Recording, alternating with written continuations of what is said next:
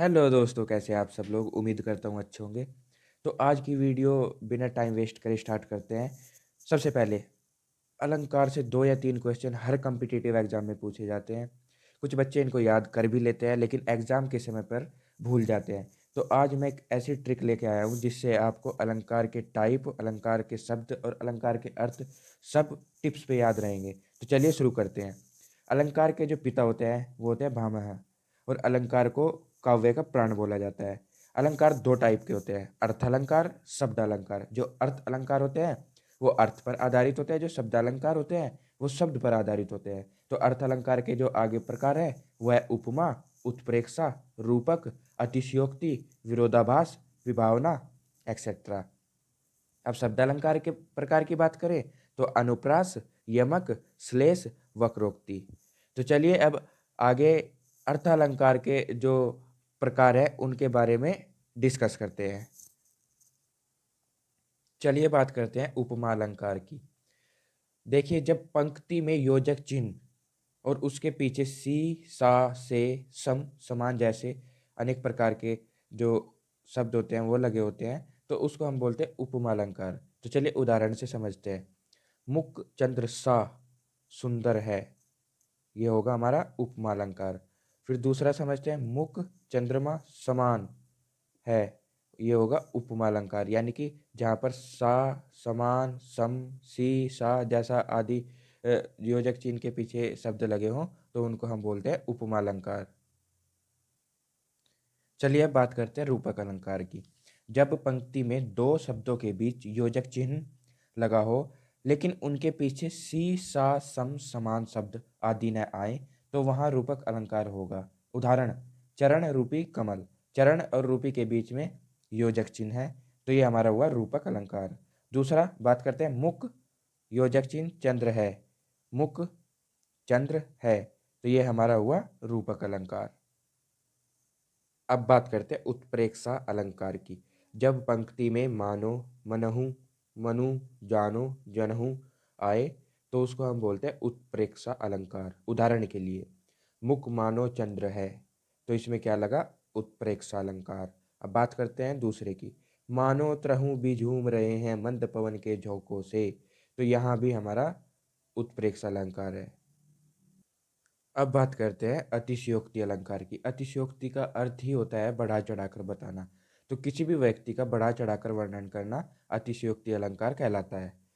उदाहरण, इतना रोया था मैं उस दिन, तला तलैया सब मर गए, ऐसा भी होता है।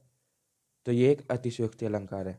दूसरे उदाहरण की बात करें, चांदी जैसा रंग है तेरा सोने जैसे बाल, इसमें भी अतिशयोक्ति अलंकार है। अरे, चांदी जैसा रंग होता है कभी, सोने जैसे बाल होते हैं तो बालों को ही बेच ले जाके ज्वेलर्स के पास। तो ये सब जो उदाहरण है वो अतिशयोक्ति अलंकार के हैं। अब बात करते हैं शब्द अलंकार की जो शब्द पर आधारित है। सबसे पहले बात करेंगे अनुप्रास अलंकार। जिस रचना में वर्ण और वर्ण समूह की आवृत्ति हो, यानी कि कोई वर्ण बार बार आए या फिर कोई वर्ण समूह बार बार आए तो हम उसको बोलेंगे अनुप्रास अलंकार। जैसे चारू चंद की चंचल किरणें, यहाँ पे चा चा चा बार बार आ रहा है तो इसकी आवर्ती हो रही है तो इसको बोलेंगे अनुप्रास अलंकार।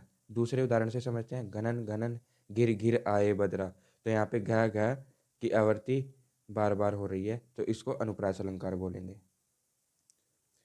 तो चलिए बात करते हैं यमक अलंकार की। जिस रचना में एक ही शब्द 2 या 2 से अधिक बार आए और हर बार उसका अर्थ अलग निकले तो उसको हम बोलेंगे यमक अलंकार।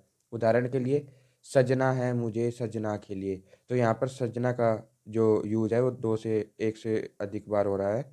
तो यहाँ पर सजना का एक वर्ड सौंदर्य है और मुझे सजना के लिए यानी कि दूसरा सजना का जो यूज हो रहा है वो प्रिय के लिए है। दूसरा उदाहरण, काली घटा का घमंड घटा, यानी कि एक घटा बादल के लिए यूज हो रही है, दूसरी घटा का मतलब है कम होना।